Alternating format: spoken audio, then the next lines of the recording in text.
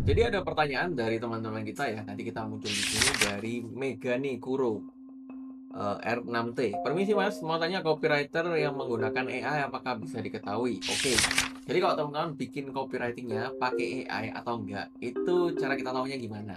Ya. Nah, kita akan bahas di video ini. Tapi sebelum masuk ke sana, kembali lagi bersama saya Chandras dari upgrade.id. Dan di video kali ini kita akan bahas gimana caranya kamu bisa mendeteksi copywriting ini buatan dari AI atau bukan. Jadi, langsung masuk aja ke layar laptop saya, teman-teman. Jadi di sini kalau teman-teman lihat, ini saya udah screenshot beberapa iklan ya, yang teman-teman coba bandingkan gitu kan ya. Yang pertama ini, oke, hampers premium Surabaya untuk keluarga, sahabat, dan orang tercinta. Tunjukkan rasa sayangmu lewat hampers gelato premium yang istimewa.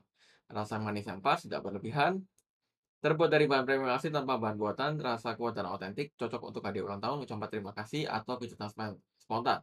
Karena momen manis pantas dirayakan dengan cara yang lebih manis. Pesan sekarang, kirim di hari yang sama. Oke, menurut teman-teman, ini buatan AI atau enggak? Ya, silakan di pause videonya, coba diperhatikan ya. Oke, kalau sudah, teman-teman coba lihat. Ini saya bisa confirm 100% bahwa ini buatan AI. Kenapa? Karena yang pertama itu dari emoticon. Jadi kalau teman-teman ingin mendeteksi AI copywriting ya, copywriting buatan AI atau enggak, itu yang paling gampang adalah lihat dari emoticonnya.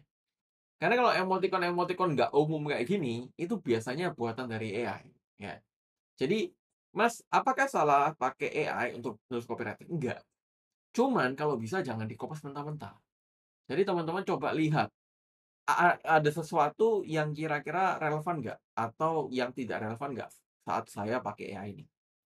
Karena kalau misalkan teman-teman menemukan yang nggak relevan kayak gini, kayak menggunakan emoticon yang aneh, yang nggak umum, terus menggunakan, diksi-diksi yang agak jarang dipakai, itu kan akan membuat target pasar kita itu juga kadang itu merasa nggak relate sama copywriting kita.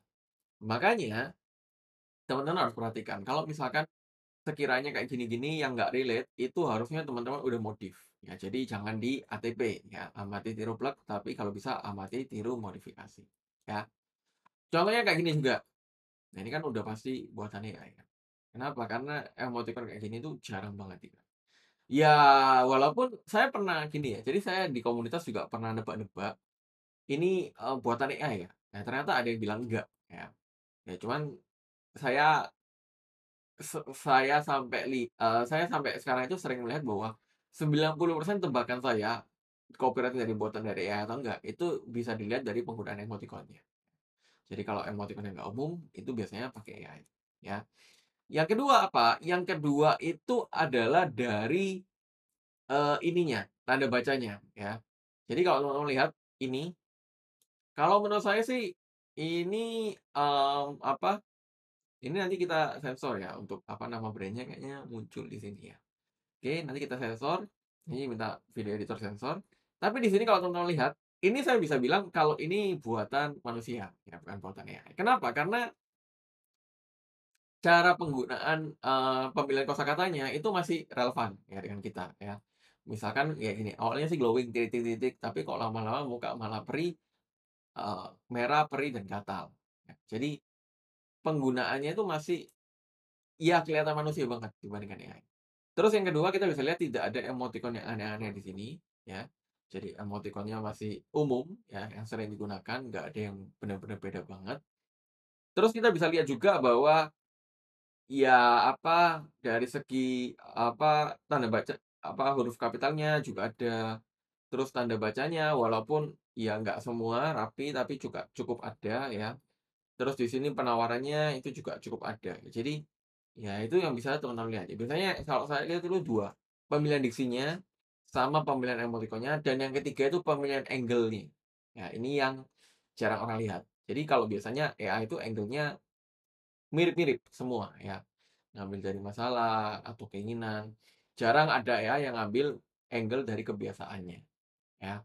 Jadi itu yang teman-teman bisa lihat ya. Contoh lagi misalnya kalau saya lihat, di sini, paling gampang kalau teman-teman ingin menganalisa ini buatan AI atau enggak, coba teman-teman main ke Meta Library, pilih aja satu industri, misalkan fashion, udah, teman-teman baca-baca aja di sini.